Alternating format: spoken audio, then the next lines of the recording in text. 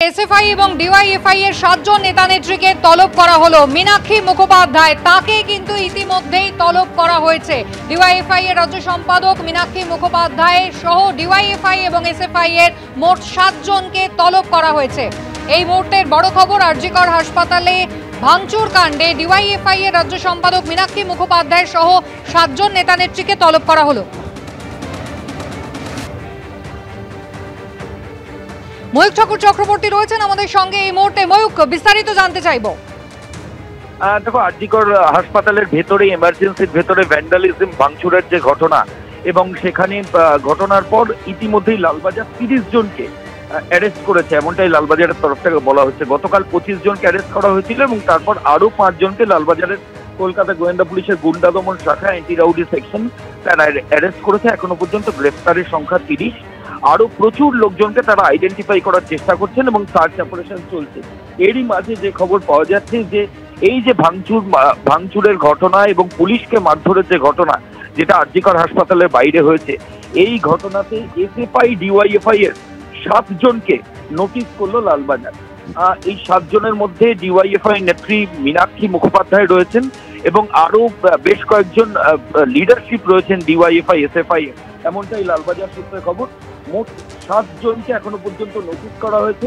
যে 7 জন কে আজকে এবং কালকে লালবাজারে কলকাতা গোয়েন্দা পুলিশের যে দপ্তর, সেখানে হাজিরার জন্য বলা হয়েছে এবং সেখানে তদন্তকারী আধিকারিকরা তাদেরকে জিজ্ঞাসাবাদ করবেন।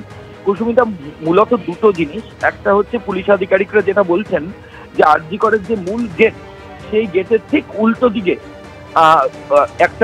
একটা মঞ্চ বাঁধা হয়েছিল ডিওয়াইএফআই এর, যেখানে ডিওয়াইএফ এর তরফ থেকে অ্যাজিটেশন এবং অবস্থান চলছিল দিনভর। এবং ঘটনার সময় পুলিশের যেটা দাবি, ঘটনার সময়তেও সেখানে কিন্তু লোকজন ছিল এবং যে স্কাফলিং বা ধস্তাধস্তি বা গার্ডরেল ভেঙে ভেতরে চলে যাওয়ার যে ভিডিও গতকাল কলকাতার পুলিশ কমিশনার বিনীত গোয়েল দেখালেন, সেখানেও পুলিশ আধিকারিকরা বারবার যেটা ক্লেম করছেন যে এই যে ভিড়, সেই ভিড়ের মধ্যে বেশ কয়েকজনকে দেখা যাচ্ছে যারা ডিওয়াইএফআই এর ফ্ল্যাগ নিয়ে রয়েছেন, এসএফআই এর ফ্ল্যাগ নিয়ে রয়েছেন। ফলত পুলিশ আধিকারিকরা এটা নিশ্চিত নন যে তারা ভেতরে গেছিলেন কিনা এবং ভেতরে ভাঙচুরের ঘটনা তারা করেছেন কিনা, কিন্তু তাদের ইনিশিয়াল স্টেজ একটা ইনভলভমেন্ট ছিল, এমনটাই পুলিশ আধিকারিকরা ক্লেম করছেন ওই ভিডিও দেখিয়ে। ফলত যেহেতু ভিডিওতে দেখতে পাওয়া গেছে যে মঞ্চের সামনে দাঁড়ানো ডিওয়াইএফআই এর কর্মীরা যখন গার্ডরেল ভেঙে দুষ্কৃতীরা ভেতরে ঢোকার চেষ্টা করছে এবং পুলিশ আধিকারিকদের ইট ছুটছে, সেই সময় পেছনে ফ্ল্যাগ হাতে ডিওয়াইএফআই এসএফআই এর কর্মীরা রয়েছেন। ভিডিওতে এমনটাই পাওয়া গেছে, এমনটাই কলকাতা পুলিশের দাবি। এবং সেই ভিডিও এক্সামিন করে পুলিশ আধিকারিকরা বেশ কয়েকজনকে ফিক্স আপ করেন। মূলত এই মুভমেন্ট আরজিকরের অপোজিটে যেটা চলছিল সেটা কারা লিডারশিপ ছিল এবং সেই মুভমেন্ট থেকেই কিন্তু সেই ভিজুয়াল থেকেই মীনাক্ষী মুখোপাধ্যায় এবং বাকিদের নাম পুলিশ আধিকারিকরা পেয়েছেন। এখনো পর্যন্ত লালবাজারের তরফ থেকে যেটা বলা হচ্ছে যে 7 জনকে গোটা ঘটনায় নোটিশ করা হয়েছে। আজ এবং আগামীকাল লালবাজারে কলকাতা গোয়েন্দা পুলিশের যে দপ্তর, সেখানে এই 7 জনকে আসার জন্য বলা হয়েছে।